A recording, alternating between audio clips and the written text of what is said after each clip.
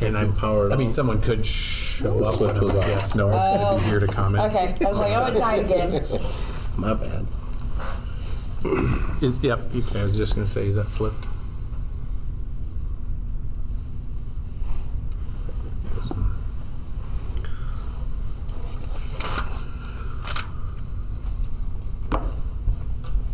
Tom will be here.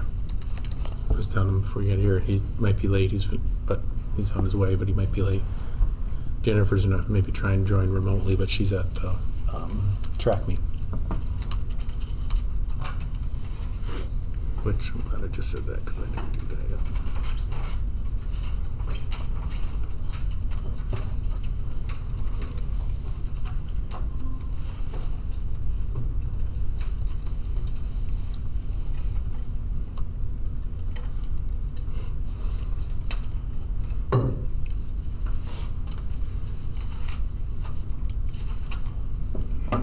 We'll see.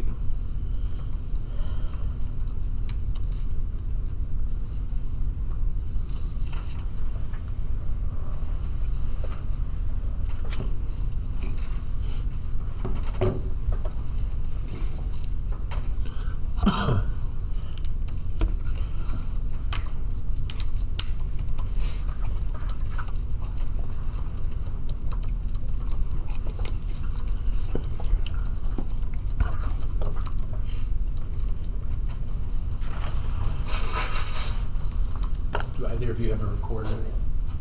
No. Okay. Thought I'd ask now.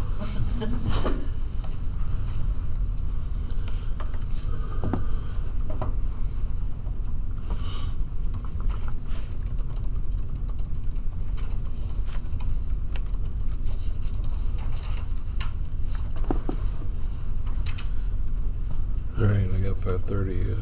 The stream's working, I just tested. Yep. Okay. All right, I got 5:30. I'll call the Board of Directors Certified Budget Public Hearing number 2 to order. The first item is...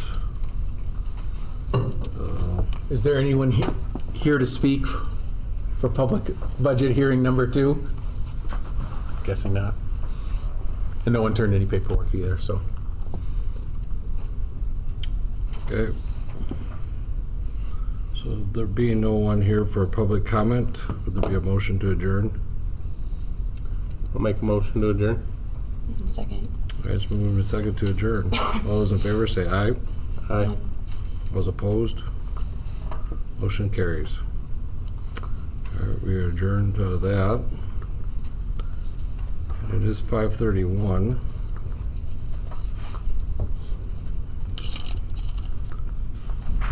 Switched over here to that meeting.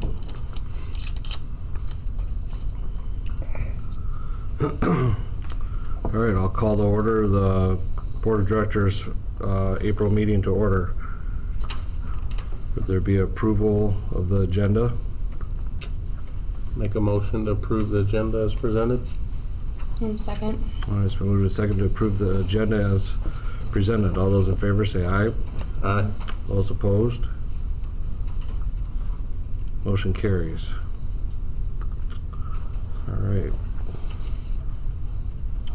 The first item is, School board basics. yep. The 5 school board basics. Put students first. Follow the law and your own policy. Respect the chain of command. Base decisions on shared objective information. Operate in the public eye. Okay, I'll read the Sibley-Ocheyedan mission statement. At Sibley-Ocheyedan Schools, we build partnerships to challenge minds to invest in community and to embrace life. All right, next item is visitors public forum. We didn't have anything turned Okay. in. All right, moving on to the consent agenda items. There was just a few more bills to add. Pretty normal stuff, I think.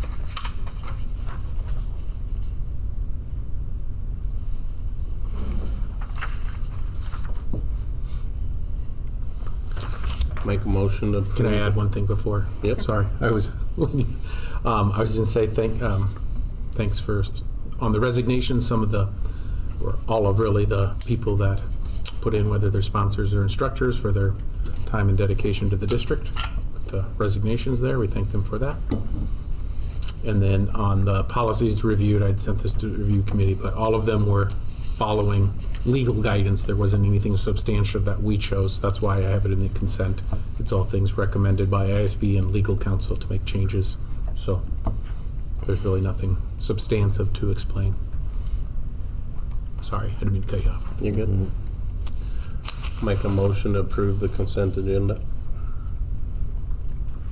One second. Okay, it's been moved and seconded to approve the consent agenda items as presented. All those in favor say aye. Aye. All those opposed? Motion carries. Moving on to administrative reports and principals, Mr. DeZale. Thanks. So yeah, we, as my report states, we are in the middle of our assessment season. Currently kind of right smack dab in the middle of administering our ISASP, the Iowa Statewide Assessment of Student Progress Tests, in case you were wondering what ISASP stood for. Our fourth grade took it last week. Very pleased with the effort and dedication of our staff and students. And then today was the first day for third grade. And so they're working through here, hoping to have all those tests in our building completed by the end of the week.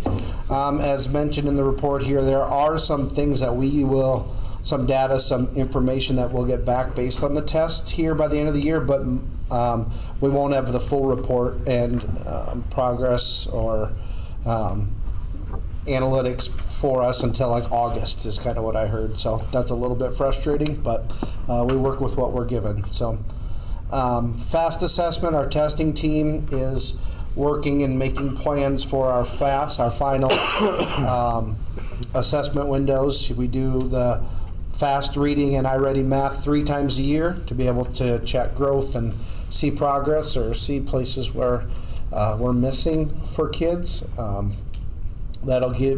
So the math will be given by the classroom teacher sometime in May, and then the FAST reading will be given by our testing team and classroom teachers combination, kind of that first full week in May. So again, we use that data to look at, are we hitting everything? Are we making sure students are making the appropriate growth? So we gave the ELPA assessment, credit to Ms. Reeder and Mrs. Honkin here at the secondary level, but Ms. Reeder in our building for giving that. That's a pretty extensive test to measure progress for our language learners as they continue to grow. Thank you. I have done that multiple times. Mrs. Haken at the secondary building, not Mrs. Honkin. She teaches transitional kindergarten. I knew what you meant. I apologize. So, yeah, and then getting ready as the next kind of couple paragraphs, getting ready to wrap up the year with some field trips, kind of tying everything that was learned together through some experiences, celebrate our year. Working through staffing. Super pleased to say that I have offered and had both of our open positions accepted, so maybe kind of look for a possible special meeting as I talk to Superintendent DeZeo here today. So look for those names to come out. So super, just really thrilled that we are where we are. I feel like we're at a really good spot. Like to say an extra thanks to those who have given time for interview committees and some of those kind of things. Couldn't do it without our teams. So they're huge input, huge time commitment, but really good, and feel like we're in a good spot there. So wrapping up evaluations here in the next month with the summative evaluations and conversations, and continue to focus on the academics and the progress of our staff as well, the professional learning. And then for our professional development, we continue to focus on the teacher professional development plans, wrapping up those goals, making sure we hit those goals. And then we've also spent a lot of time on working through structure and timeline for PD for next year. So kind of a lot of information that I went through quickly, but And then at the bottom of my report is staff attendance. So I will say I've been very pleased with the conversations I've had with with our candidates for potential teacher hires. I go through the list of 5 board goals and really reinforce to them how important our staff attendance is to the school board. So thank you for that, that backing and that push, and tell them we want to hire good people and we want good people to do their job. And so it's good for them to see that as well. So I do appreciate this. It's not always fun to try and collect this data, but it's good data to have. So thank you for making that a priority as well for our kids. So you're saying both the early childhood, special education, and the ELL teacher, those positions have been filled then? Correct. Oh, okay. Yep. Good. Weren't able to finalize that before the end of the week when we published the meeting, because Oh, okay. he wrapped that up today. So that's today, why. honestly, Oh, okay. so Hot off the press. it didn't. Yeah, right. Literally. Yep, it didn't meet our 24-hour Yeah, gotcha. publishing window. So otherwise we would have. But Wrapped wrapped them up end of the week last week. And So I so might say something, we might have just, we can do it remotely at some point this week over noon hour. Okay. Quick meeting that would basically be to approve those hires. When are the teacher contracts due back? April 7. Gotcha. So Okay, we're we're past the date. Yeah. Yes. Okay. Perfect. Yep. All right. Any other questions? All right. Thank you. All right, Mr. Hertz. Yeah, some similar information. I must not have been very optimistic, but I did finish the fall master schedule for high school, so there's some fine tuning to do yet. But when I wrote this, I think I put nearly completed, so I did actually get it done. Grateful for that. Big thank you to Mrs. Ruggles, Jennifer Bruxford, and Twyla for their work. Just a lot of hands and a lot of time go into that, so appreciate their support. The middle school master is done. Julie Schuler did a great job with that, getting all of those pieces organized. That has to be done before I can do the master because we share staff. So appreciate her getting that done early this year. Middle school and high school are nearly done with ISASP testing. We just have a few students that were sick that have to make up testing. So we're working through that this week, but should be done with plenty of time. Potentially have everybody done this week if students are here and ready to test. So we did a new testing format here. Everybody tested in small groups with classroom teachers. We ran 2-hour late schedules, 3 days. So kids tested from like 8:10 to 10:10, and then we ran a 2-hour late schedule after that, and that worked really well. So we have a lot fewer makeups and like did not completes to work through using that schedule, and that'll save us time here on the back end. So it was a good change, and overall feedback from staff has been positive with that too. Community outreach, we do have a spring cleanup on Saturday, May 2nd. I believe they changed it from 1 to 4 though, 1 to 4. So encourage students that need community service hours and staff and community that are interested to volunteer. They will meet here at the school on May 2nd and then spread out to their different projects, but going to focus on parks, trails, school property, that kind of stuff. So excited for that to happen again. We do have the career fair and sophomore career day tomorrow. So I think we'll have 28 local businesses at the career fair. That's how many have signed up. Sophomores had a choice of 3 different tours to go on. Kind of a small business tour downtown, kind of an ag and manufacturing related tour, CMB and CFE, and then like a health-based tour. So they'll go to Proactive, the hospital, and the nursing home. So they filled out a survey and we divided them up based on kind of what interests they had when they completed that. The sophomores will come back and have a career panel in the auditorium. So some people from the community will answer some questions about their careers and how they got into that. And then we end the day with a career fair in the gym. So we'll have about 28 tables set up for different representatives from the community and maybe a few from out of the county, but mostly all county employers. So excited for that. In addition to this day, for the first time we're going to do what's called an adulting day. Something I stole from Okoboji. they do a full day. We're just doing like an hour and a half, but have some community experts coming in to talk about things like insurance, benefits, personal finance, banking. So they're going to meet with seniors in small groups tomorrow afternoon. So excited for that opportunity for our seniors. Staff, I'll just be getting started next week with the final individual teacher professional development plan meetings. So I'll meet with each staff member as the final check on their goal for the year. Big focus next year, professional development wise, on curriculum development, scope and sequence. And I think that's needed just with new curriculum and staff turnover, just giving our teachers more time to make sure they're hitting standards and that they have a plan that helps students be successful for the whole year. We did our DCAP grading. It was submitted on April 1st. Went down to do grading on maybe the 6th or the 8th. They have changed things again in how they do that. If you're new, they change things every year. That's why it's a little funny. But now there's no longer a score attached to it. So if you remember my presentation, I shared our score, our overall score. Well, they don't have a score anymore. They give you either proficient, advanced, developing, or not applicable, meaning you didn't have it in your plan. So everything that was graded, we were proficient or advanced on. So we did well, but I don't have a score to share.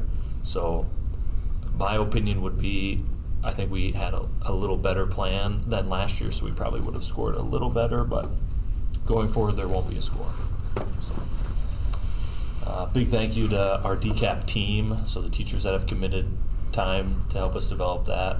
Jordan Menning, Katie Schroeder, Katie Calling, and Teresa Ruggles also are very involved with that process, so appreciate their support. And I've got staff attendance at the bottom there. Any questions?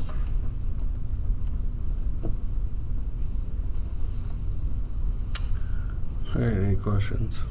All right, thank you. All right, Mr. DeZeo, superintendent report. My computer's thinking really hard right now. Mine also is not loading. They are doing, looks like ditch work out there for fiber out there. There. Hopefully not a bad sign for later. I won't go through everything. The one thing as I was going through this, I always kind of compare or use what I did the year before in this. And yeah, some parts of our jobs are very cyclical. So there's a lot of things that, I'm like, oh, we were working on that last year and tweaked for what we're doing. So I'm not going to read through everything. Some unique things, Kendra and I have spent some time talking with Osceola Regional Health Center about the behavior grant and how that's gone and continuing that in the future for our students. And I think the benefit that we're seeing for our students and talking with our staff on that. So looking forward to continue to provide those services in school. Obviously, you've been familiar with some of the SAVE and PEPA work, and we've been focusing a lot on the projections and UAB stuff. The one thing I'll add, Greg and I, after a meeting with facilities, which we'll talk about here in a second, trying to move forward with some of the work in the auditorium for the curtain and riggings. I thought maybe we'd have something to present for you guys tonight to approve for spending on that. We don't. It's probably going to be a little more expensive than I was ballparking initially, but that seems to be like anything you buy with anything nowadays. But I'm just kind of tailoring it for what we need to have replaced and so forth. So maybe we'll have that ready by May, June, somewhere in there. That's what I'm hoping. So that will be coming. It just wasn't ready for tonight and they weren't ready to go, and we're not really behind an 8 ball with that anyway, so we're comfortable with where we're at. And I guess one of the other unique things, I've had some meetings with Andre Abadi just with the Osceola Development Office, Economic Development, and just continuing to do things to partner with the school and economic development, because it's very cyclical, right? We want enrollment up, but you got to have jobs and housing, and just how we can partner together, and how that all factors in and being good players with each other there. So that kind of sums up everything for right now. On spending, did you hear anything about the football lights or the baseball lights? Football lights, they are going to come and look at those. Okay. Because, no, that's a great question, because we're just within the 10 years from when we got them and a warranty on them. So some of the work, I think it was in October, is that when that ended, the 10 years, if I remember right. So hopefully they will have someone come to address some of those issues this summer, and Okay. that won't be all of our expense. But we'll be doing that hopefully this summer, working through that yet. I haven't progressed on the baseball part. No. Okay, nope, it's just, I know those things could come up in a real fast hurry, so. Correct. All right, anything else? Okay, moving on to board committees, policy and finance. Policy, just, we had some that I sent out virtually, that some were required by ISAB and legal, and so we talked about that in the consent agenda, and then I'll explain the two others when we get to that. Finance, we didn't meet, and then facilities, I don't know, we met. You can kind of do you want to give a highlight of the meeting, Tom, or? Yeah, we just kind of went through different wants, needs, some of the things that we're looking at, some of the things that Greg might be able to accomplish versus outsourcing it. And I think Stan has a kind of a want wish list of We're kind of trying to prioritize some things for right now. 5 to 7 Yep. things, and he's just kind of going through them, like the curtains were, like the stage was one of them. Yep. But our list might have been, it's tailored because just depending on baseball needs and football needs, it might change what we can and cannot do. So I think you said it best, is we'll wait to see what they come out with the cost and then be able to assess what we can do. So That's really, yeah, that's the summary. Bird's That eye is view. exactly it, yep. What's wrong with the football lights? So if you look in direct, when they're on, I can't look directly into them, but people who can, there's like I don't know how to describe it, there's strips or bars, and some of the bars are going dim or out altogether. But, you know, if they're off, if you look up, you can't see what's working, but you'll see what I mean. They're bars that are going across, angled, and some of them are not fully working. Or not all the way on, and we had a high enough percentage that they're gonna hopefully send someone out, because we had to verify it, you had to take a picture when they were on, and then Amy sent them in, and then they can tell from looking at it on a camera the percentage that's out. So they were going to hopefully line someone up sooner rather than later to come to look at it. And our warranty's out this October? Yeah. Yeah. Good time. So we notified them at the right time. good time to notice it. Yes. Usually it works exact opposite. So, I mean, there'll still be some cost, but it won't be completely lost, because we're within the first 10 years, the guy said, so. Okay, moving on to recognition of excellence.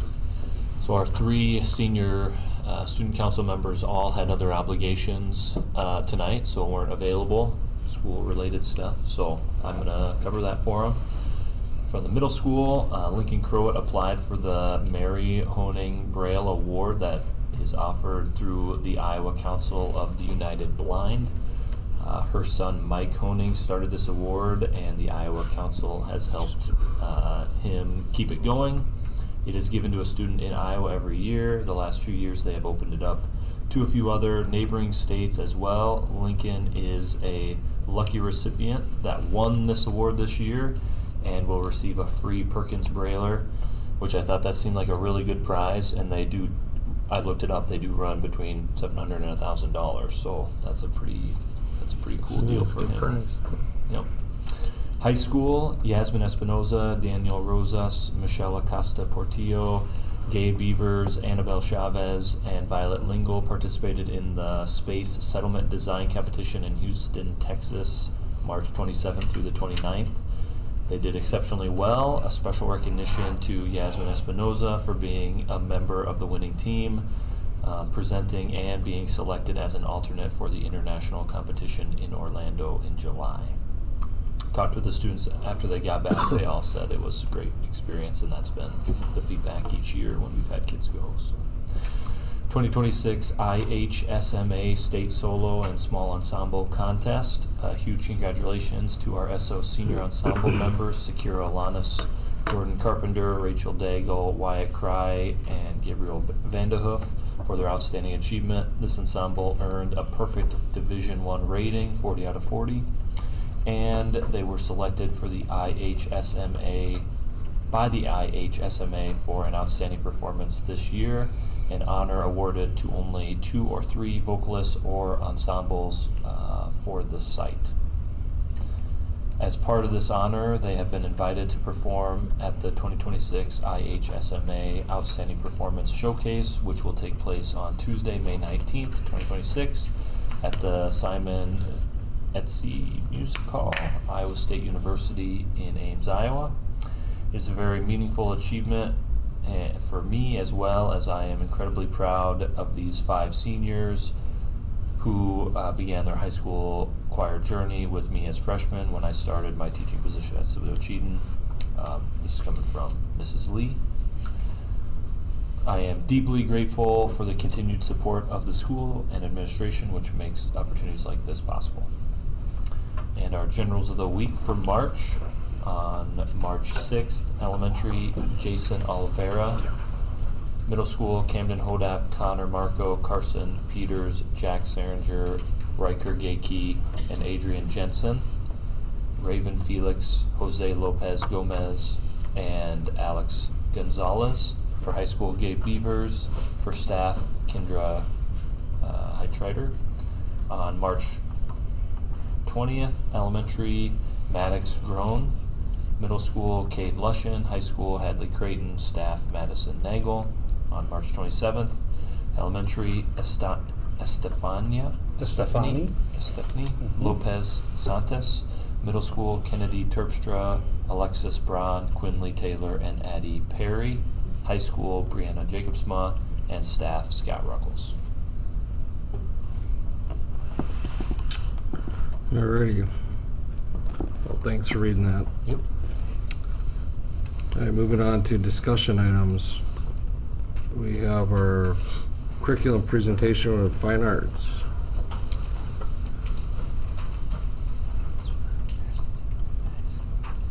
Hello, good evening.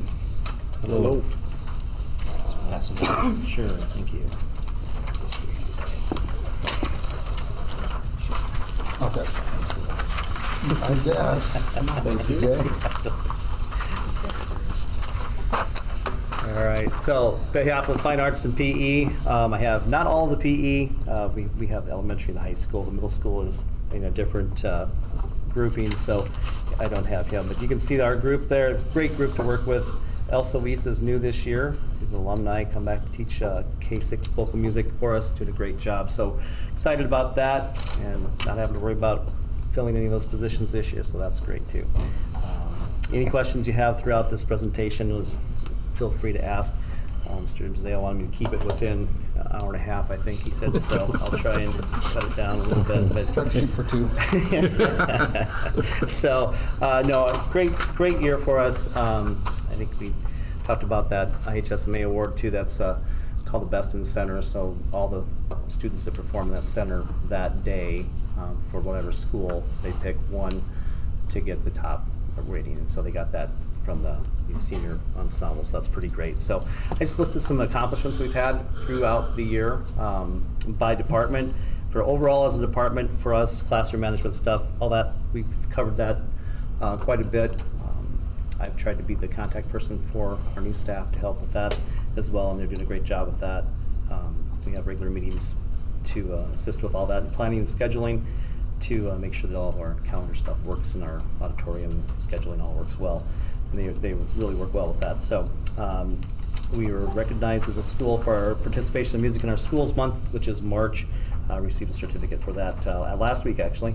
Band and choir participated in the Veterans Day program. Always a nice event there. We enjoy doing that to be able to honor our veterans. And the Fine Arts Department's ready for our Fine Arts Show, which will be Thursday night, so that's coming up. Then I just listed it by different departments here. The Visual Arts Department, you can see they were very active. They've had a lot of art shows, different things they've been able to go to. A couple things that have been a little highlighted there is this magnet exchange. They've done this for 4 years now, and they create that and share it out. And there are 47 different cities and 28 states represented in that, so that's kind of a neat thing that they have continued to do. Also, we have 14 high school students attend I Do Art Day at Buena Vista. It's a neat way to learn about art careers and different things they can explore that way. They also had 19 students at the Buena Vista Art Show, and Samantha Morales and Brisa Gomez, and some honorable mentions there for their work that they've done. So that's really neat. They've been doing a lot of good stuff there. I think the art show that we have coming up this week will be a nice highlight for them, but also for our speech drama, choir and band students as well. We also have the facts department is going to be making some snacks and that kind of thing to share with us. I believe the FFA going to bring some of their products up that they have cut out of metal. I believe shop maybe also bring up some things that they've created to kind of share with the public at that event. So that's something we added a little bit this year to make it more of a all-school type event. Let's see, yeah. And then also the Creative Pathways at Northwestern College, they're the same type of thing as the BV, but different workshops and different way to hear about art careers. So very active in that department, doing a good job. Local music, a lot of things happening there as well. We have a lot of concerts going on throughout the year. Magical Dinner is an every other year opposite of the musical. So this year was a Magical Dinner year, very well attended despite the weather. It was really well attended, and it was one of those deals that the weather just didn't cooperate initially, but worked out well enough to get it in, so that was nice. Also, Opus Honor Choir.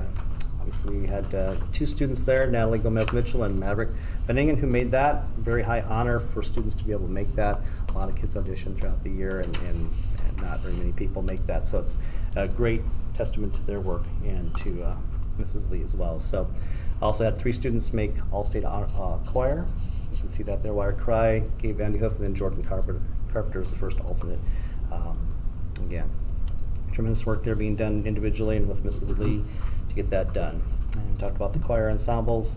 And then our vocal jazz group also placed 5th place in state, and that's great.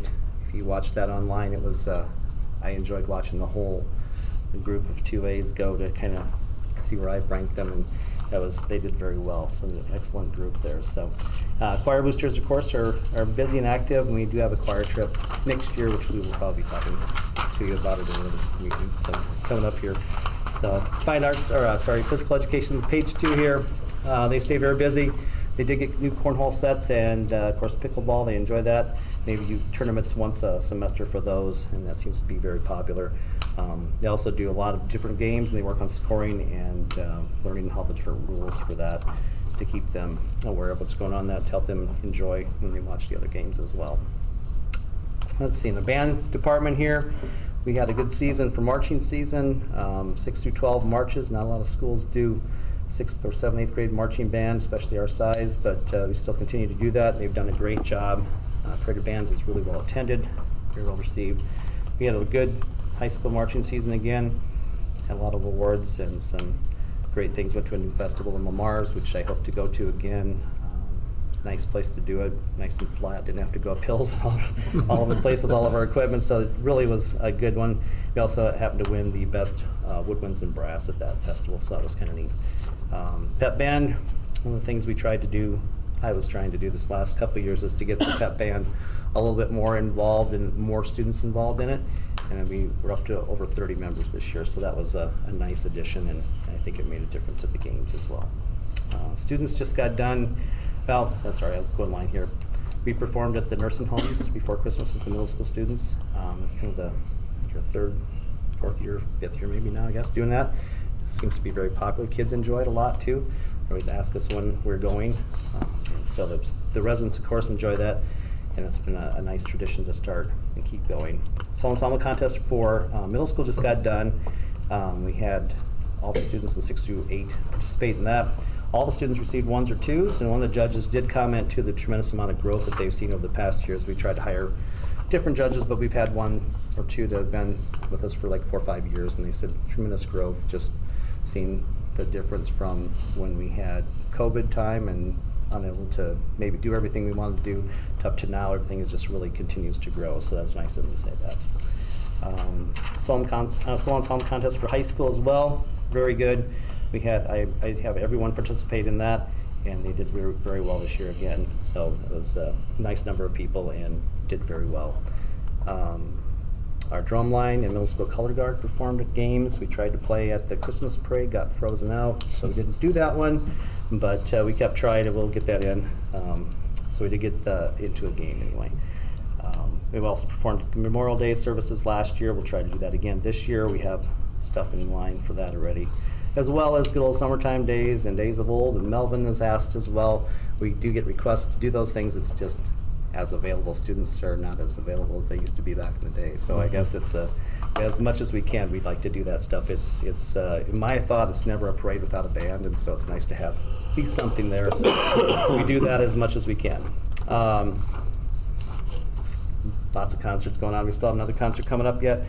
Our music program, it seems to be doing well, and we continue to thrive on that. I was hoping to be able to tell you that we got our 9th year in a row of Best Communities Award, but we haven't received that yet. They're supposed to let us know in April, is what they said this year. So we haven't got that yet. So hopefully it is. We've got it 8 years in a row. We hope the 9th year will be, this year will be another one of those for that. So that's coming up. Hopefully we can have that at our meeting next month. So yeah, a lot of stuff going on, a lot of things happening, very busy. We all work together well, so it's been a lot of fun things going on. Upcoming events, so you can kind of see what's going on. We have honor choir, fine arts show, middle school, high school concerts coming up, large group contests, lots of stuff going on. We're taking the senior music members, senior students that are in bid in music, to production of The Music Man in Sioux Falls at the Pavilion on May 1st. Choir and band boosters are working together with that to provide that for them, to reward them for all the work that they've done. Yeah, the rest of that there is for you to read. So the bottom there too, thank you everyone for your support of our programs. We realize that it takes a lot of time on your part, and we appreciate you. Thank you. Yeah. Any questions you have, I'm glad to answer them. Is Jaden Klein Heslick, is he also a teacher? He is. He's in a different team because he okay. also teaches business type of classes as well. Computer, So he's, yeah. he on okay. Middle school Computer tech. science. middle school tech team. Yeah. So he's on a different team, but yes, he does. He's the middle school connection there, but he's Okay. not on my team. So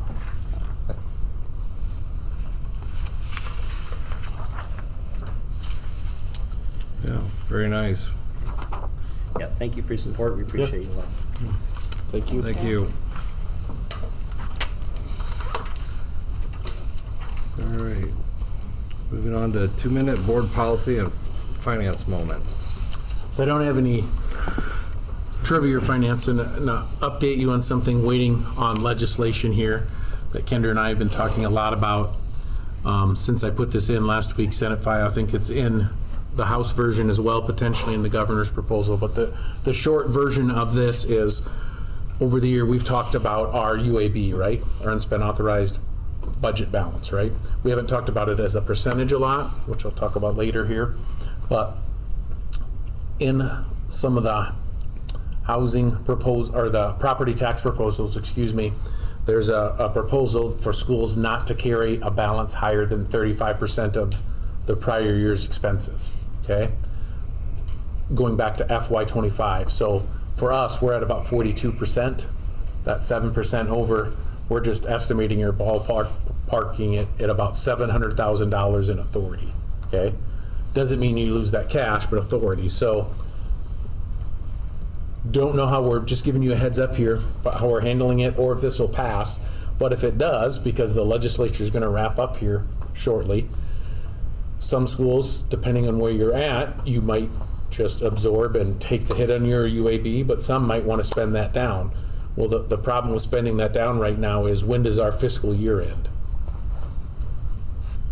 Do you know? When's the fiscal year end? June 30th. June 30. So in order to do that, to get yourself down the spending limit, we have 60, what is it, the 20th? So 62 months and 10 days to get your balance down. Plus the bookwork on your fiscal year, and typically we don't have our year end, the bookwork finalized till September. So a lot of schools are going to be rushed into figuring this out. So we don't have the answers to this. It wouldn't be anything drastic, but there's things like, instead of paying for buses, as an example, out of saved, we pay for it out of general fund, so we spend down our UAB a little bit, so that we don't lose that built-up authority. That works. The disadvantage to doing that is you're spending down your cash. So just kind of giving you a heads up, we don't have the full solution. We don't know if it'll pass, but if it does, we might end up having some additional spending items in May, because with that, if we spend or pay for some additional items that we weren't, we would also have to amend our budget. And you have to have that done by May 31, excuse me. So just kind of giving you a heads up, we're thinking through what are things that we can do that wouldn't be out of the ordinary, but we can do now to kind of leverage that if that would happen. And is that the right path for us? I don't know. We've been talking through that, but I don't want it to be an all of a sudden we get to May, this comes through and we present it to you guys for the first time and you're like, I've never even heard of this. So if it doesn't pass, then I guess there's nothing for us to go for. For schools our size, why this is a concern, with our projections, you gotta remember last fall our enrollment was down 45, right? This year, I think we're gonna end up okay with our UAB, our projections, we're gonna be even or it's gonna grow, but we're projecting that to go down naturally next year because of that. With this legislation, that doesn't give us the opportunity to afford to allow that to happen naturally if this would come through. So then we gotta kind of think through, what does that look like? How do we best position ourselves to handle that? So, kind of a vague presentation there, but just kind of giving you guys a heads up. Questions with that? So like with the lights or potentially like the stage, could you utilize some of that to bring down? That's the type of things, the things that we're already planning to do. Yep.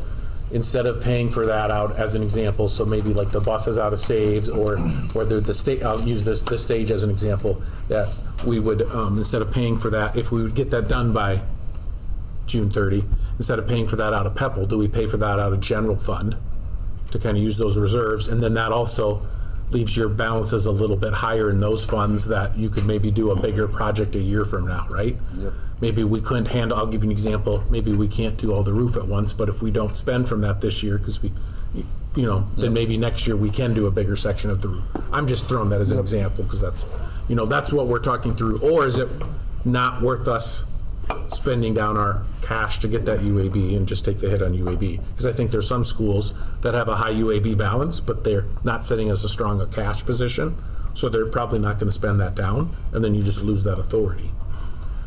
Because eventually if your cash gets low enough, then what happens is it's called levying for cash, okay? And then that raises taxes. So I think the long-term implication of this, the idea is it was to lower and provide tax relief. I think the long-term implication if this passes over the next 4 to 5 years, not in Simply Achieving, but statewide, is I think taxes will actually go up as a result of this, because you're gonna have more districts spend money to spend your UAB down naturally instead of, they've made conscious budget decisions to let that build up to, for years where your enrollment goes down to absorb that. Not being able to do that anymore, they're going to spend that down with their cash position. Now they're going to levy for cash, which is property tax. That's my own personal philosophy on that, but I could see that happening statewide and an unintended consequence. So does that kind of answer what? Yep. But what you're saying is kind of the things, what are we planning to do now that maybe we would just pay for out of general fund to spend that down? Is that something we want to do? That's kind of what we've been talking through. Because it's kind of hard to create with the timeline to have it done and paid for right now that we weren't already talking about. So there's only limited, because you have to do it this year. Then it has to be done. Yeah, bring it down. Or paid for, but most of the time you don't want to pay for stuff till the work's done, right? Would agree, but Or at least build back to this year, so. And I guess lights might be an option, just depending on if they come out soon enough and how quick they can come around. Correct. But Again, if they don't show up to, like as an example, I'll use till football. June 15th. Right, and then they don't work on it till July. It's out of Right, exactly. where the buses give you that option because we're planning on it. And, Yes, Okay. yep. Is there quite a bit of opposition to this from Schools? students and schools? Yes, there is. There's concerns over that, because what happens if you've been making a conscious effort to build up your UAB over time? with the idea that the next few years you might spend that down. Because there's schools that have done that. We're in that boat, right? That we could spend that down, but we're comfortable with that. But now you're kind of taking away some of that planning that happened, right? And I think some of it, school finance is difficult. And so it's hard to explain to your unspent balance is not the same as cash on hand. And I think some people think that, legislature included, if you're not up to date on school finance. I get that. But it doesn't mean unspent authority is different than cash. It just is. It's not the same thing. Why are they asking to implement this? Like, what are they seeing that? So it initially came from, my understanding is from a group presented to some legislatures that thought statewide schools are sitting on collectively too much unspent balance. And so kind of forcing some school districts' hands to spend that down.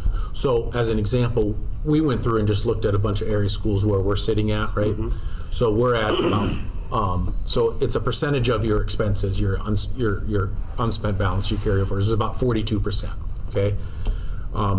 I've said this for the last year and a half that we need to, which we're going to update a policy tonight on this, but knowing what range you're comfortable at, right, and trying to have that as a goal, okay? And probably 42 is as high as it needs to be for us, but we also know in the next few years we're counting on that going down, and that's okay. There's schools with a lot higher balances. There's schools statewide that their unspent balance is over 100%. Yeah. Right? Now, some of them have that high one, but they don't have the cash to back that up because it's not cash, and unspent authority is not the same thing. But I think some legislatures see that as that they're sitting on, all this pile of money, which they maybe are sitting on some money, but not necessarily all of that, because there can be a disparity between the two. And so, but that looks different. A school our size, what we're sitting on, comparing it to, a Mason City or a Des Moines, you know what I mean? The amount of cash you're sitting on looks a lot different, because us spending $1 million is a lot different than Des Moines spending $1 million, right? That pays for a lot of our budget, where that's just a drop in the bucket for them. So that's also what's acceptable as a percentage for a smaller district looks different than a larger district. Mm-hmm. Was this the percentage that the Iowa School Board Association recommended, to stay at 12, 15? Is that something else? So way back when, I think our policy, and I'm going to propose changing it here later tonight, but going back 15 years ago, 16 years ago, at about the 2010s, there was an economic downturn, and a lot of schools' budgets statewide, Sibley cheating included, were lower. UABs were really low. So a lot of schools put in place trying to get your target range of 5 to 15%, because many schools were below that or struggling to get at that. Over time, the last few years, that's been built up, and then in the last 5 years, last month at our budget presentation, we were talking about that, and we were just showing our growth at that time, and one of the reasons a lot of schools in the last 5 years budgets have gone up was the COVID money, right? And so that's dramatically increased the unspent balance in the reserves for many districts. That wasn't in place 15 plus years ago. And there's different policies and things that have changed over time that affect that as well. So we could have something more to talk about in May, we might not, but just kind of a heads up. When's the legislation done? The 100th day of the session is supposed to be tomorrow, I think, the 21st or the 22nd of April. I haven't heard that they're proposing wrapping up yet. Usually that's a good guideline, because after 100 days, the legislators, they don't get their per diem anymore. So a lot of times they like to wrap up by then, because they don't get their daily per diem, but it's not uncommon for them to have to extend a little bit. I have not heard today whether they think they'll be able to wrap up or not. So you have an answer either way shortly. It's not going to be May 20th, and I hope not. I would think you don't by have then. an answer yet. And you're going to have this figured out and have your budget done by May 31st. Well, and that's right, correct. I hope that in the next week or two, that whether this passes or doesn't pass, we'll know, because the timelines just keeps getting shorter. If you're going to make a choice as a result of the legislation to spend this year, to spend your balance down, the time's limited. There's not a lot of time left. There just isn't. Did I kind of cover everything? Did you have anything to add beyond what I said, Kendra, that we've talked about? I think that we talked about, this is the Senate file, but there's 3 versions, the House Yeah. file, and the governor has a suggestion, and the Senate. So I think there's all 3 of those have some version of the same thing, but they can't come together yet, that we've heard of anyway. And where does the 35% come from? Like, I don't know any magic with that number. Most of the feedback that we've gotten says that the legislators truly don't understand unspent balance and what they're being asked to approve, so it's kind of disappointing. Yeah, very much so. All right. All right, any questions on that? All right, moving on to new business. Consider approval of new contracts. You can see the recommended contracts to be approved there. Most are supplemental or Schedule B, but we do have one, Kelly Parks, for 4th grade elementary that we're excited about. Is she a first-year teacher? Or? Yep, she Okay. is, or she will be. Will be. She will be. Where'd you come from?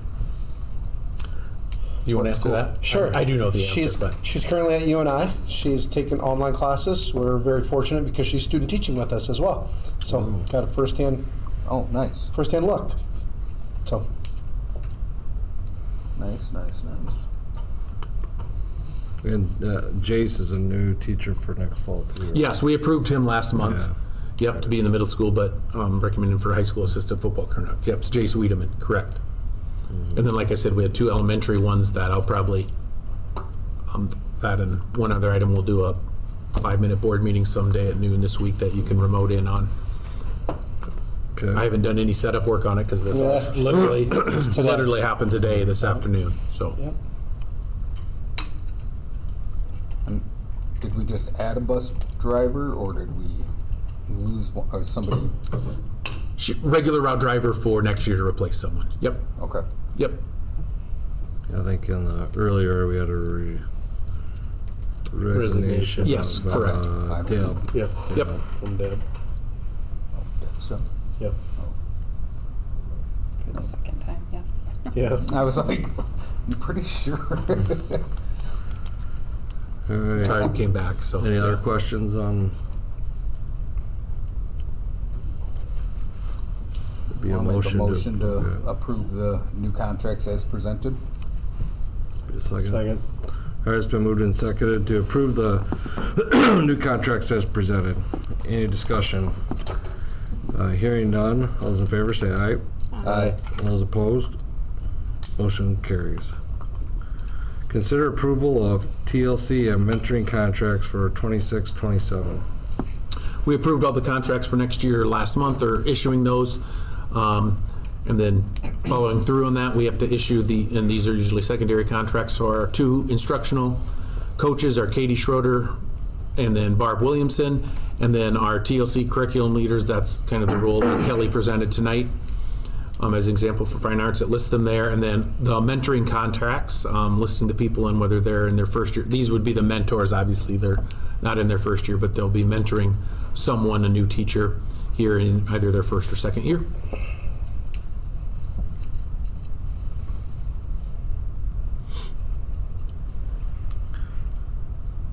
All right, any questions for Stan on that?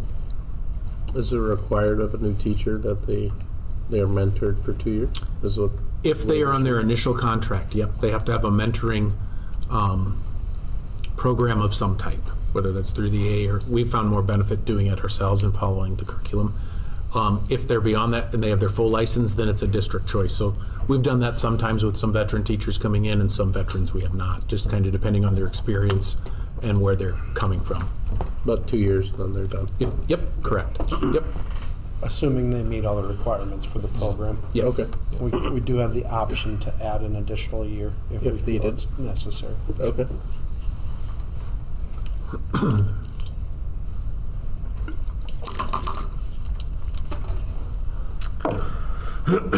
Motion? Yeah. Make a motion to approve the TLC and mentoring contracts for 26-27. Second. All right, it's been moved and seconded to approve the TLC mentoring contracts for 26-27. Any more discussion? Hearing none, all those in favor say aye. Aye. All those opposed? Motion passes. Consider approval of 2026 graduates. I've attached the list of our graduates, our expected graduates. Of course, they have to meet all of the requirements. 51 total on that list. 4 are marked with an asterisk. Those are our early grads. So they're eligible to return and be a part of the commencement and all of that. So they're included on this list as well. Definitely, this group has done a good job of being on top of things compared to maybe some previous years. We do have a few that need to complete community service by May 1st yet. So every year there's a few that That wouldn't be on this list yet? No, they they're are on included on this Oh, it's list, but it's pending that they meet graduation requirements, so they have to have those hours done. In So order the May to 2nd participate. cleanup day won't qualify then, huh? No, they gotta have it done before that, so. Yep. But overall, this group has they've been on top of things. Everybody's completed CPR. Credits-wise, everybody's in good shape, so it's just a handful of kids with community service hours, which is, I'm less concerned than I've been in previous years. So what would we consider graduation rate of this class? Like they all meet community service hours, is it 100%? So, Or yeah, is it- of the seniors we have, Yeah. 100% of them are graduating, but the state calculates that a little differently. So based off of who began here in 9th grade, how many of them are graduating now with their class? I don't know that number off the top of my head. So you lose some kids to, to drop out over that time span too. So yeah, it wouldn't be 100%. And that'd just be dropout number, it wouldn't be if they went to a different school. Correct. Right. Yeah, so if they open enroll, then, It just comes off. yep, then it comes Correct. off of those. Depending on the online enrollment, that could come back to us, depending Gotcha. on when they drop. So if they're still compulsory age, they'd come back and they'd have to attend. But if they're after compulsory age and they drop, they don't necessarily have to return to an attendance site. So sometimes I think that happens and we don't find out until they show up in our numbers that they went online, didn't finish, then they come back and they become our drop, Gotcha. which seems a little unfair to me, but Basically, any kid who comes here in high school Yep. becomes part of that Yep. until they either, one, graduate, or if they leave and then enroll at another place, then it becomes their student, right? So they leave in here and go to Sheldon. Yep. Now, it won't affect us but if someone left, I'm using Sheldon because they're a neighbor. Started in Sheldon, came here in 10th grade, let's say, right? So we never seen them before. They come here after, you're gonna say this ain't worth it, and they drop out. It's their problem. That's our dropout. Yep. Whether you agree with it or not, that's our dropout. And I don't mean Sheldon's, that's not Yeah, what I'm yeah. saying. I was just using them as an example. It could come from Colorado, come from another country. Right. So even if they enroll in online high school because they didn't come to a site, basically, then it still becomes back on us. Even Yes. though they enrolled there. Correct. yeah, because if Yes.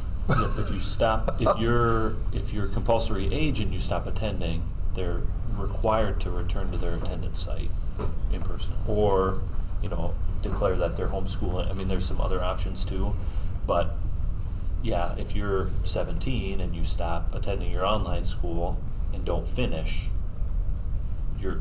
we're their attendance site.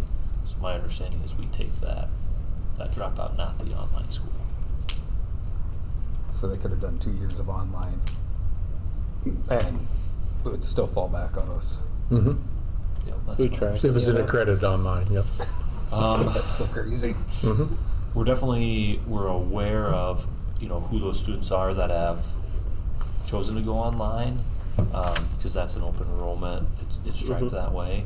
I don't know that we're tracking who has chosen to go online and then stopped year to year. Okay. And because we don't get, they don't share with us like, hey, Johnny graduated, Yep. you know, so did they stop attending because they graduated, or is it? So you because they really didn't don't know finish? until your report Mm-hmm. Right. shows up. For those There's specific nothing you can do about it. circumstances, Nothing. right? Mm-hmm. Interesting. But happy with our seniors. They've done a nice job. They're in good position.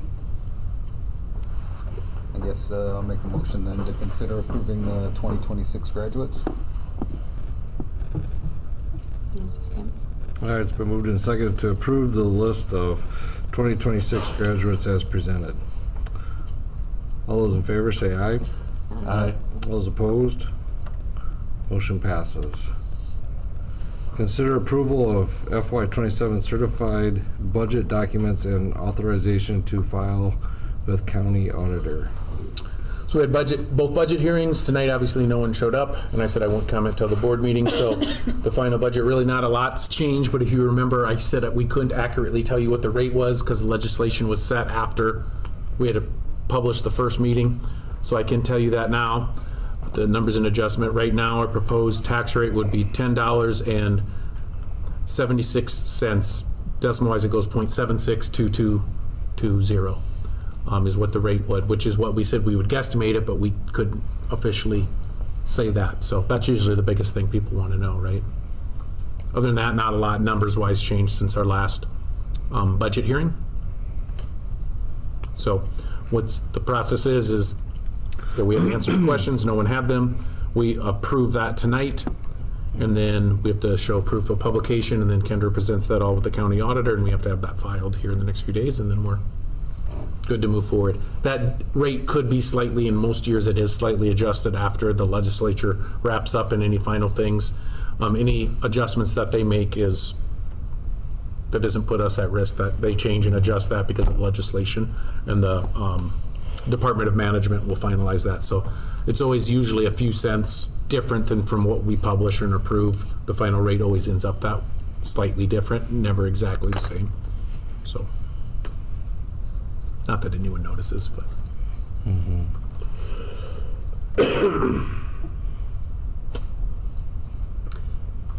Make a motion to approve the FY27 certified budget.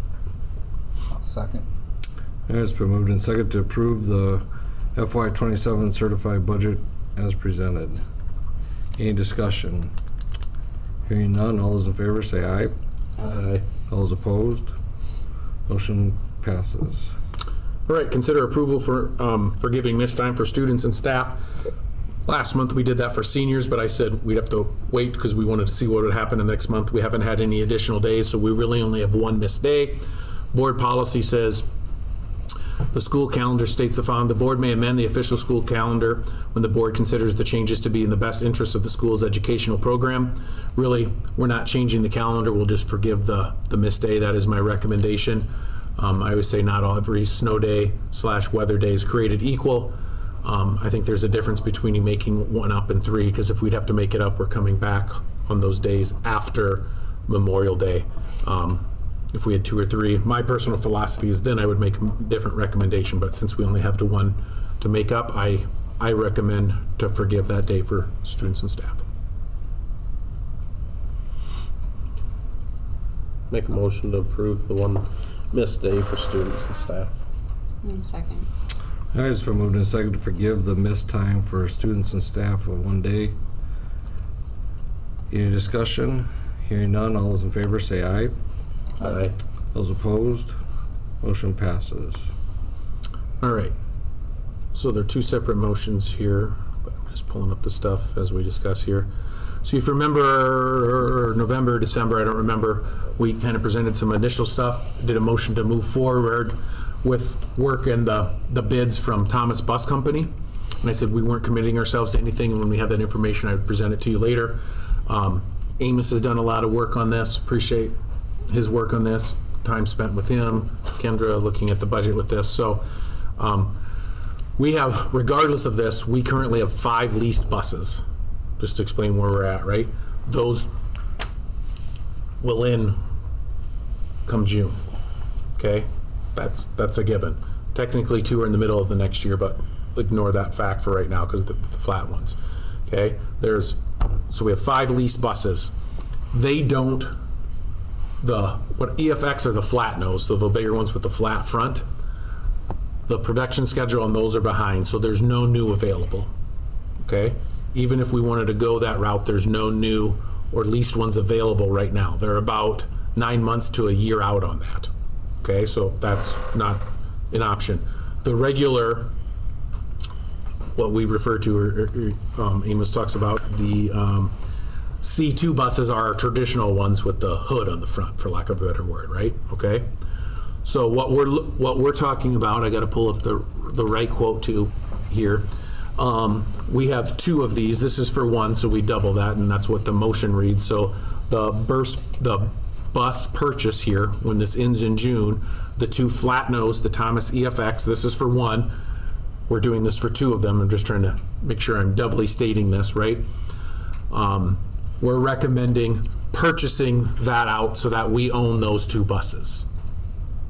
Okay, those are the flat nose ones. Okay, the acquisition cost here to buy those, and we're the only ones that really have put miles on those, right, is $69,950 a piece. Okay, for the used bus. If we didn't want to do that, the only other option would be to continue the lease on those, and it'd only be for 1 year. Okay, the ending lease price to lease that for an additional year, because companies don't like to lease for a year, to lease those for 1 year, and then it's not ours after the year. If you add 45 and 27, I'm going to round up 28,000. So 45,000 plus 28,000 comes to about 73. So if we're going to lease it for 1 year, it's going to be about 73 grand. And then it's not ours after a year. If we buy those 2 outright, there's the price per bus, $69,950, and we get them for beyond a year. Okay? So, does that make Sell them, do it right, they're yours. Yeah, we could say if we don't want them, we could sell them, correct. I don't think that'll happen. We'll probably keep using them, but correct. We can do whatever when we buy them out. So, does that make sense? Okay? So that's why I'm going to kind of explain both motions and then we'll go back, right? So the purchase one, we're talking about, this is for 1, but we have 2 of them. We're recommending buying 2 of them. That's why the motion says, I think I put $139,901 because it's that price times 2. Okay? The lease, what we're looking at doing is we're recommending then leasing 4 of the C2, the traditional, the ones with the hood, the nose on the front. Okay? If we were going to buy them outright, buying those 4 would be $586,000 and change. $586,500, okay? To lease them for 1 to 3 years, okay? If we did a 3-year lease, okay, that's going to be for the first 3 years, $122,000, and then at the end you have a balloon payment. That's $293. So whether we go a 3 or 5-year lease, that doesn't change. Leasing them for 5 years, you can see that payment drops down, right? From $122,000 to $83,000. We've done the last series of years, we've done a 3-year lease. What we're recommending on these is to go with the 5-year lease at $83,000 a year to lease those buses for 5 years. Does that make sense? Okay. So if you're adding them up, we had 5 lease buses. We're recommending buying 2 and leasing 4. You're like, that's 6 buses. That is correct. So that would add a bus to our fleet, the other used ones we have. But like Amos said, we've had a few times recently where we've been really tight, where we've had 2 buses in the shop. We really needed to send 2 out that night, but we couldn't because we need 7 routes for buses. Okay, we only have 10, so you had 2 in the shop. We only have 1 left over. So then we're kind of mix massing, in the spring here, and you never know when something's in the shop. And like he said, our used ones are paid for. You might have some expense. So yes, we would go from 10 to 11 buses right now. If we need to get rid of one in the future, we have some higher mileage, older ones that we would have. But right now, like he said, other than maintenance, they're free and they help us out in a pinch. So yes, we are recommending one more than what we currently lease. Does that make sense? Okay. So that's what we're recommending is the flat nose, those Thomas, that we buy them, they become ours. And then we think that's more efficient than looking at leasing those because we couldn't lease any brand new ones this summer anyway. And we think this is a more affordable option for us. We were looking at doing that anyway, but there's none available to lease. And then we would lease the other 4 Thomas buses. And we're recommending kind of going from a cost-saving things over the next handful of years, instead of just looking at 3 years, doing that over 5. There is more interest with that, obviously, but that is a lower cost per year in terms of like our save dollars, especially with some potential legislation where they're looking at cutting back save dollar distribution to schools. So that's kind of my explanation of both of those. Hopefully I gave an overview of F and G. They're the agenda items. So obviously it's 2 different motions we'd make, but I thought it's easier to explain that all together. So when are these C2 buses just more available then? Is that, when would they come, I guess? We would get them in June. The lease ends and then we would acquire them in June. Yep. But they're more available than the EFX or flat nose buses? That's my understanding, yes. They said there wasn't an issue with the supply of those. All right. And this is, so you're looking at maybe purchasing these out of the general fund then? If this, So normally we would do this out of save, right? Okay? or Pepple, right? Or Pepple, right, yeah. Yes, we could. We've paid for the most part, our bus leases and purchases out of save. That's, and then we've But used save always for done buses. leases, though, for the What's that? most And, part. yep, We've yeah. only done leases. Correct. But leases out of save too, sorry. Okay. Whether we purchase or lease, yes, I misspoke. That's, but out of save, and then paying back our 2 revenue bonds, that's primarily what we've used our save dollars for, yes.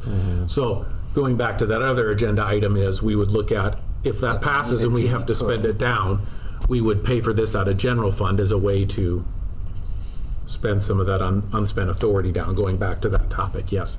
And then you'd have some save dollars built up for a bigger project maybe a year from now. Now, I would only recommend that if, That's Right. Legislation Well, so how passes. would we know that? You can wait to do that until we know. All right. yeah. Yep. But with that amount, you'd buy those flat noses, and would you look to purchase these 4 other ones? No, we would look to lease them Only lease them? due to we can't afford to do the 586,000 this year. Unless we decided we needed to spend that out of general fund, I guess that could potentially be an option, but we don't, I'm gonna say no, because this contract is executable, it's due tomorrow. We gotta let them know our decision. I don't know if that says that on here. I just, yeah, they sent us the quote and then we have till the 21st to reply to them.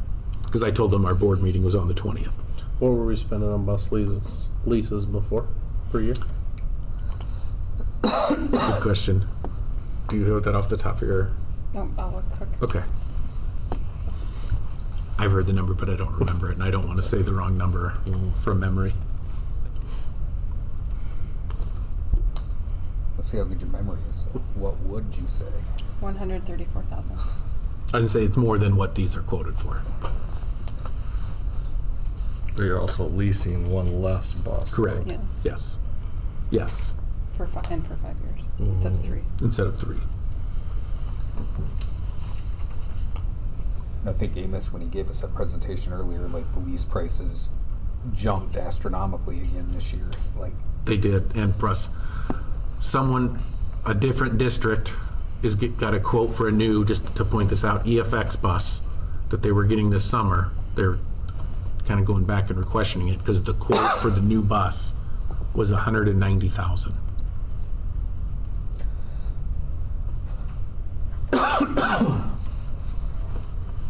And they were questioning like they should have leased it instead of Well, buying it, or kept the old one? Whether they wanted to spend $190,000 on a new bus is, I think, what they were questioning, because it was more than what they were anticipating. Yeah. what you're saying, that's a pretty good deal for two-year-old buses, Yeah, 3-year-old. Now, 3, yeah. yeah, they've overall run well for us. That could change to, you don't know. Don't jinx it. Right, that's why I wasn't even say that, but if he had an issue with it, he wouldn't have said, I recommend buying these two. How did the owned buses usually go then? Like when you own them, do they stay till they kind of die, or does Up to like you whether Thomas you- trade them in, or you have to Some sell schools them? could trade them in early while they still have some value, some will ride until they're deaf, or But until their Thomas does. salvage value is way down there. But Thomas does take trade-ins, or take buses back, or it's your responsibility to sell them. Your responsibility to sell them. They'll take them back if they were on lease, right? So that's what they're going to do with these 3 remaining buses. They're Yep. going to take those 3 back, Okay. and then they'll look to sell them or lease them to someone else, right? Okay. They will do that because of the lease. I think that's typically what Sibley's done, hasn't it, for the last? So why did we get into this game? Can't tell you the year or when. We were looking back, obviously before I was in this role, but even before Kendra was in that role. No, I was here. Were you here when they started It was that? way at the beginning. Way It's at the probably beginning? 2014 is my guess. Okay, I thought you said it was the year before. I misspoke. Apologize. But there were also some. Usually, when you make this choice at that time, there's legislation or financial incentives. So there were some incentives to do the leasing at that point that have since gone away, right? But that's what I think got them as in the board at that time to make that choice. But once you're in that role continues. Now, the advantage, I mean, there's a little more cost, but the advantage is you're turning your buses over a little more often and then newer buses for your routes, which is ideal. And you have a known cost. Right. I have had 2 districts talk to me about this in the last few weeks, just because they are purchasing buses, but with their costs, it's very prohibitive from buying new ones, and they're looking at doing a lease because they're like, we have some really old buses that we use every day. And right now, for us to turn over our bus fleet's not like, the costs are astronomical, so they're looking at ways to do that because they've been not buying a bus to save a few bucks. I'm not criticizing their decision. Yep. I'm just saying I've had some conversations and they're like, tell us about the lease problem. So I mean, Is the lease, I don't know, say you're in a position next year you want to buy a bus, can you buy a lease out early? you could, but there's usually it's more effective to do it at the end of the lease. Okay. Not that you can't do that. And technically, we are doing that with the EFXs. Yep. Because the last go around 3 years ago, they were delivered late. Because they weren't here at the same, they were supposed to come in the summer and then they didn't come till the middle of the year. So technically, these 2 EFX buses, I didn't want to confuse this at the beginning, but technically their lease is in the middle of the year, but they're allowing us to have the end of the lease for all 5 buses at the same time, because that's way more convenient for a school to do that, and they know that. But the plan was 3 years ago for them to come in the summer, but 2 of them didn't come till February, maybe, if I remember right.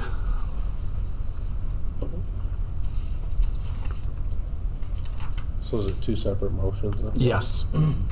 So the first one is about buying the 2 EFX buses. I'll make a motion to approve the purchase of the 2 AFX buses as presented. Second. All right, it's been moved and seconded to approve the 2 EFX flat nose buses as presented. Any discussion? Hearing none, all those in favor say aye. Aye. All those opposed? All right, motion passes. Then we have consider approval of bus lease financing. And so then we're recommended for the C2s, the 5, and we haven't done this before, but just talking through budgets and with Amos, and he was comfortable with this, just kind of as a way to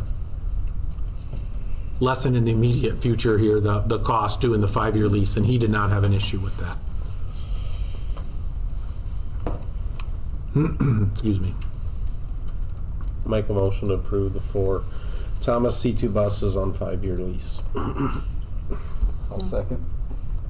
All right, it's been moved and seconded to approve the quote, the lease of 4 Thomas C2 buses for 5 years at a cost of $83,632.65. Any discussion? Hearing none, all those in favor say aye. Aye. Those opposed? Motion carries. So the short version of this is approving a letter of support for Sioux Center. They are looking at starting, it's called a therapeutic classroom, but really what it is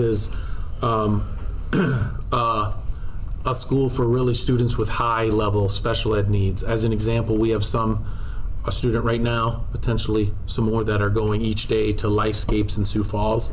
It'd be that type of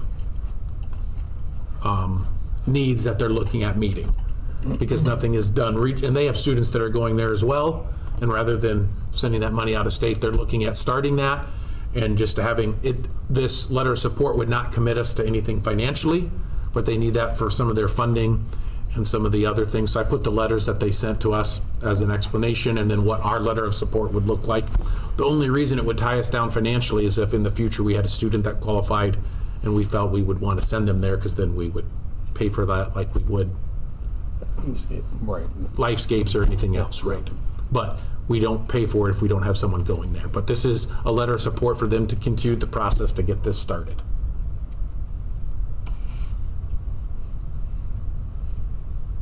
How many kids do you think go to Lifescape out of Northwest Iowa today? I know, I'm counting districts that I know for sure are going there each day.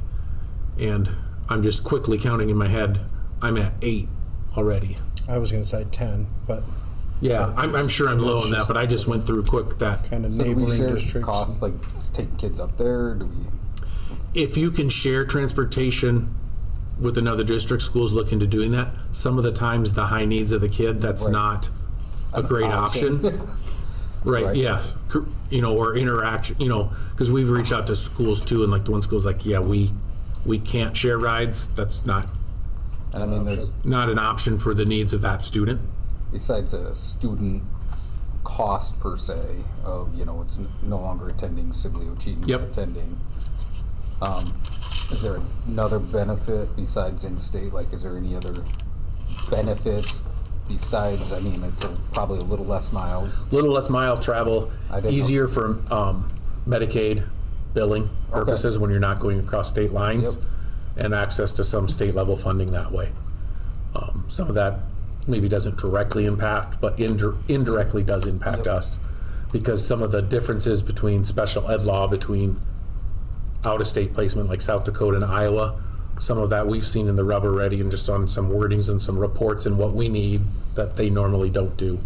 Yep. That would be avoided when you're doing that in-state. I just didn't know if they also offered, like, if the state is offering, like, hey, we're trying to keep it all in-state, so is there any other talks behind the doors that are saying, hey, if we keep it in-state? I've heard of that the last few years. I have not heard of as much talk of that this legislative session. I heard a lot about it a year ago, Yep.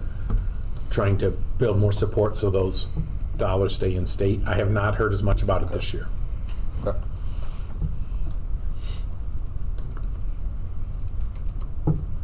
So really what you're voting on here is just to approve the letter of support. The board has to approve it, and then I would give it to Sioux Center. Or send it to Sioux Center, where do we go? Make a motion to approve the letter of support to the Regional Therapeutic School. No, second. All right, it's been moved and seconded to approve the letter of support for the Regional Therapeutic School as presented. Any more discussion? Hearing none, all those in favor say aye. Aye. All those opposed? Motion passes. So to move forward with automatic payments, trying to explain this, automatic and online payments, that's a thing in the state that schools and auditors aren't big on happening. And so they're opening some allowable uses to do some automated and online payments and specifications. One of the things we need in place to do that is to have board approval on which vendors that we're allowed to do that with. So right now, here's some examples, not some examples, here's a list of some automated payments. Vendors, they initiate the payment with them, and then somewhere we would initiate it online. So the automatic payments would be to Lion Energy, the City of Sibley, Premier Communications, and then the online ones where we would initiate it online, like you log into a site and you pay that, would be Pitney Bowes Global Financial Services. That's for the the mailing machine, the postage machine, purchase power. Also the mailing. Okay, thank you. I just drew a blank on that one. Pitney Bowes is, we have to pay a lease for the machine. Purchase power is like the ink and that kind of stuff that we have to, that goes with it, and postage. And then the F&BO is who we go through for our district credit cards. Anything I missed, Kendra, that you wanted to add? Honestly, some of the reason we're wanting to do this is because the mail service is slow. I didn't know also, I know that some vendors like give you like a 1%, like if you're online paying, you can save also by doing it online, they don't have to worry about it. So we've had a few times where we got the next month's bill and then we got charged a late fee. And then we were able to talk them out of it, and the reason we got charged a late fee is you guys approved it and we sent it out on time. It was just service. Mail, so. Correct. Okay.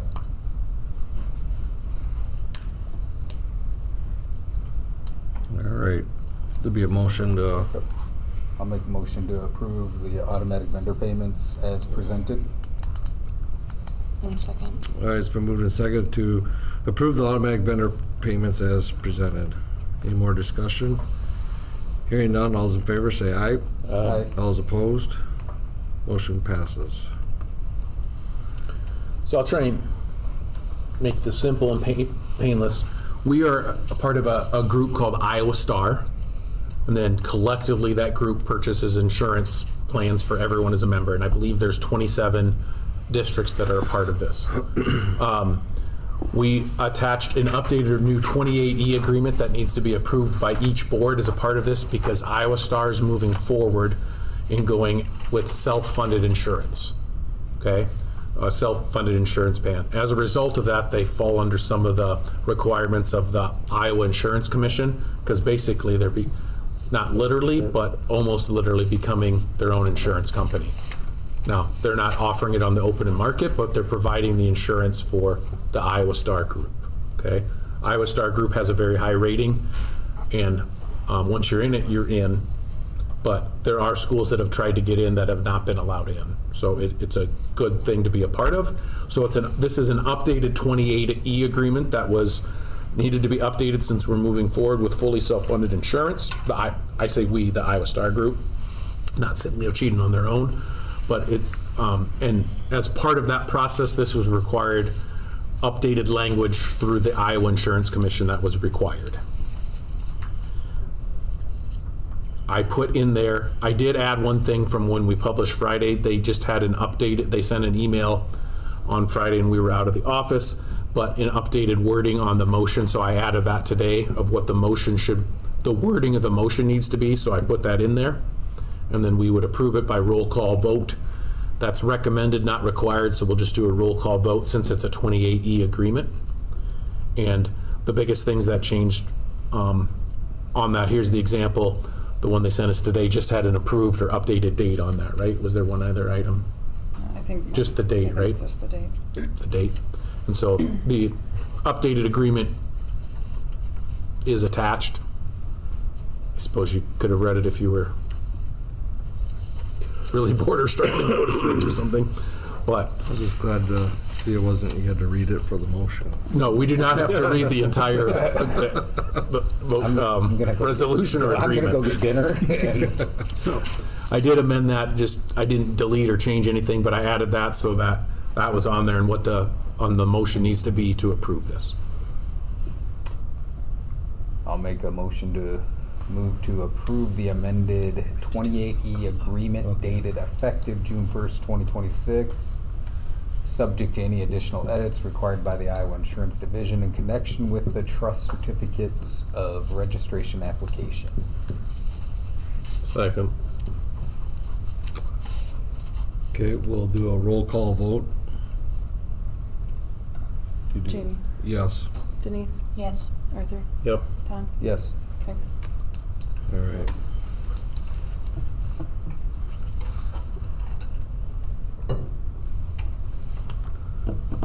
Okay.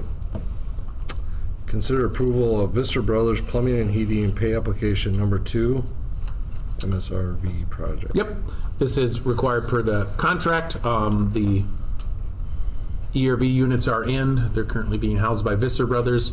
and we're actually having a meeting with them tomorrow with all parties involved, and just kind of, so far things have gone well. Those are in, the fencing's down, and just, Kendra's gonna be there, myself's gonna be there, Greg's gonna be there, people from Visser Brothers, EDA, who's kind of the architects, or engineers, overseeing this, and just kind of a game plan, all parties on board, so we know what's happening. We're gonna do that tomorrow, but this is the pay app number 2. So with this payment, like some of our other discussions, could this? Yes. If the legislation happens in the next couple of days, could pay from the save? Yep. So, from the general fund instead Yeah, of SAVE or yeah. PEPAL, right? So, and we could do We're not paying out of save, but we can transfer. right, we can transfer it. If we paid out of SAVE, we could later do, and you guys could recommend it, and we could Push it back. transfer out of the general fund to reimburse. Yes, this is another example, something we Okay. thought of, because it's gonna be, when this is all said and done, 300,000 some. Yep. So, yeah, these are the things we thought of, the Yep. existing ones, the ERV buses, Yep, okay. per our earlier discussion, yep. You're right on board with what we're So when will thinking. these be installed then? May? This summer, they're gonna start working on tearing them out and putting these in like the day after, Memorial Day. Oh, day after. I was about to say say Labor Labor Day, and Okay. that would be not good. No, Memorial Day, At yep. least they're in, that was kind of. Yep, yep, they did arrive on site. Right. Well, not our site, but Visser Brothers site. Yeah. Yep. How will I ever know if I have a pump going on in my car if I can't hear it from the middle school? Hopefully the squeaking will go away. I'll make a motion to consider the approval of Visser Brothers Plumbing and Heating Pay Application Number 2 for the middle school ERV project. Second. All right, it's been moved and seconded to approve Visser Brothers Plumbing and Heating Pay Application Number 2 for the middle school ERV project. Any more discussion? Hearing none, all those in favor say aye. Aye. All those opposed? Motion passes. First reading of board policies with changes 209.06. So this one I had sent out to the policy committee. What I'm recommending is, in the rotation, moving one of the series up a year. And here's the reason. I had a note and I left it on my desk.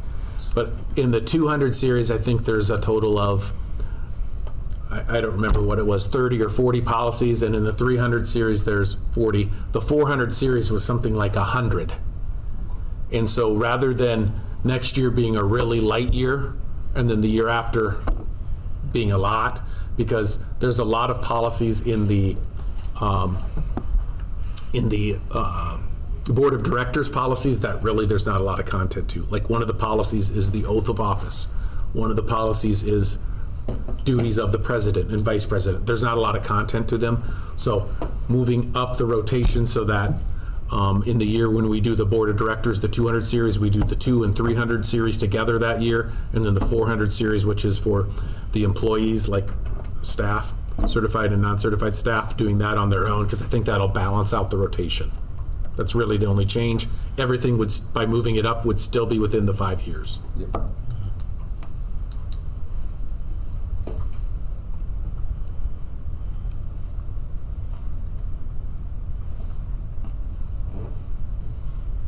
So, Okay. just a motion to approve the first reading. Yep. The following policies 209.06. Yep. Second. All right, it's been moved and seconded for the first reading of board policies with changes for 209.06. Any more discussion? Hearing none, all those in favor say aye. Aye. Those opposed? Motion passes. First reading of board policies with changes 701.05R1. So I've been spending a fair amount of time on this. I made the recommendation, and then the legislation came out on maximizing your UAB, but we'll move forward. Spent some time looking at other districts, looking at some recommendations and things that, talking with the finance committee. I'm kind of presenting this because it's kind of in the middle. It's policy, but the policy committee doesn't deal with finance. We've talked about it with the finance committee, but it's a policy. Spent some time with Tendra on this. So what we're recommending is, And we've talked about this in the last year or two. We just have said oftentimes, what is the right range? We don't know that. But our policy is maintain an unspent balance ratio within the 5 to 15%. That was probably set up in the early 2010s when everyone had a low percentage and were struggling, right? I don't know that that was the right range, but what is the right range? So we recommended changing that to the following. Maintain an unspent authorized budget ratio within the 10 to 30% target range. I think that fits our needs better. And then that allows for the inconsistent funding from the state, declining enrollment, and the uncertainty caused by any recent school legislation. I did not think of that on my own, but I got that from some other districts' wordings. But I think it encompasses what we're trying to get with. So that's the only change there. But kind of putting our target range for that at 10 to 30%. I might, in 2 months, we might have to change this because of other legislation, but when we started working on this, I didn't know that was gonna happen. But really won't have to change, right? They're just saying it has to be below 35. Yeah, Right. correct. We just gotta decide is, Do we want to put it at do we want, yeah, 35 correct. or leave it 10 to Right. 30? We were comfortable with the 10 to 30%, and if we're above that, knowing if we spend our UAB down, we're okay with that until Right. we get to that range.